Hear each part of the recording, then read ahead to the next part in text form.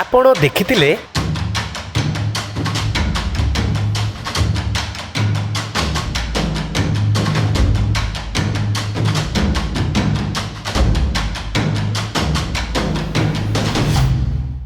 विश्वावसु किपरि विद्यापति राज्य को फेरी जावाकू कहते किंतु विद्यापति स्थिर करि आसिथिले से निश्चय नीलमाधवंकर दर्शन करिवे।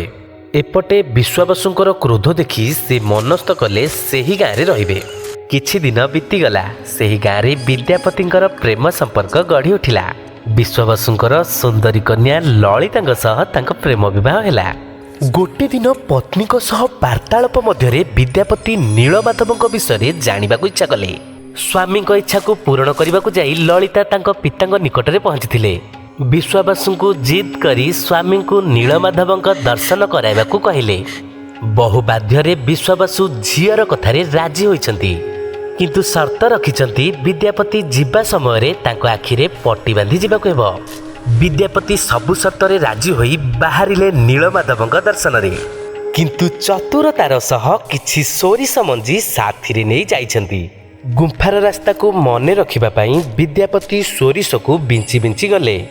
गुंफारे पहुंची विद्यापति नीलमाधवंक दिव्य छबिर दर्शन कले। सेहिठारु दर्शन सारी विद्यापति निज राज्य को फेरिचंती। राजा को आसी समस्त विषय रे अवगत कराइछंती। किछि मास मध्यरे विद्यापति बाटरे पकाइथिबा सोरिष मंजी गुडिक गछ होई जाइताए। राजा विद्यापति सह सोरिष गछ को अन्वेषण करी गुंफा निकटरे पहुंचीथिले। हेले ए कोन गुंफारे पहुंची देखिले नीलमाधव सेठारु अंतर्ध्यान होई जाइछंती। निराश होई राजा इंद्रदेवन महल को फेरी आसिले। सेही राति भगवान विष्णु राजा स्वप्न रे आसी कहिले, हे राजा ए जन्मरे मु तुमको नीलमाधव रूपे दर्शन देबी नहीं। तुमे पूरी समुद्र तट को जाओ। सेठारे तुमको एक सुगंधित काठखंड मिलिबो। से गंडी रे शंख चक्र गदा पद्मर चिन्ह मिलिबो। से काठखंड को आनी 3 मूर्ति निर्माण करो, तेबे तुमे मो दर्शन पाइबो। सैन्य सामंतक सह राजा जाई पहुंचीथिले पुरी तटरे। सतकु सत लहरीर सुअरे विराटकाय काठखंड कूଳରେ भासुची। राजा बहु सैन्य सामंत लगाई काठगंडी को आनिबाकू चेष्टा कले किंतु सबु चेष्टारे विफल हेले। शेषरे आदिवासी नेता विश्वावसुंक साहाय्य काठखंड को महल को अणागला। समस्त बछा बछा कारीगर को डकागला। काठगंडी को जीए जेते चेष्टा कले भी काठर छोट अंश को भी काटी पारिलेनी। समस्त कारीगर राजा निकट को गले। मजबूत काठ को काटी मूर्ति निर्माण करने असंभव। राजा को क्षमा मागी कारीगर माने निज निज बाटरे फेरी गले। कार्य असफल हेबा जोगु भगवान विष्णु पुनश्च राजा को स्वप्न रे आसिले एवं राजा को विश्वकर्मा को स्मरण करने को उपदेश देले। भगवान विष्णु को आज्ञा मानी राजा विश्वकर्मा को स्मरण करने को लगिले। किछि दिन अंते विश्वकर्मा बुढ़ा बड़े बेश आसी राजा निकटरे पहुंची। से राजा को काठगंडी को काटी मूर्ति निर्माण करने अनुमति मागिले। न हेउथिबा कार्यर प्रारंभ हेबो एहा जानी राजा अत्यंत खुशी हेले बुढ़ा बड़ेर किछि शर्त थिला। 21 दिन रे एक बंद गृह रे रही से भगवान विष्णुकर भव्य मूर्ति मान निर्माण करिवो। सेही गृह रे से संपूर्ण एकुटिया रहिबो। जदि केही भी सेही समय मध्यरे कबाट खोली दिए तेबे से अधा गड़ा मूर्ति को छाड़ी चली जिवो। राजा बढ़ई समस्त शर्त को स्वीकार करी मूर्ति गढ़ा को अनुमति देले।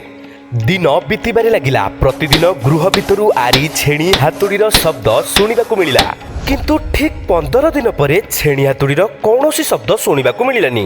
रानी गुंडीचाक मन को पाप छुईला। दीर्घ 15 दिन धरी भोक उपास रही बुढ़ा बड़े बंद गृह रे अछंती। काले प्राण चलीजिव भाभी रानी द्वार को खोलिबा को सैन्य को आदेश दैछंती। रानी को आदेश रे द्वार खोलागला। द्वार खोली देखंती तो ए कोन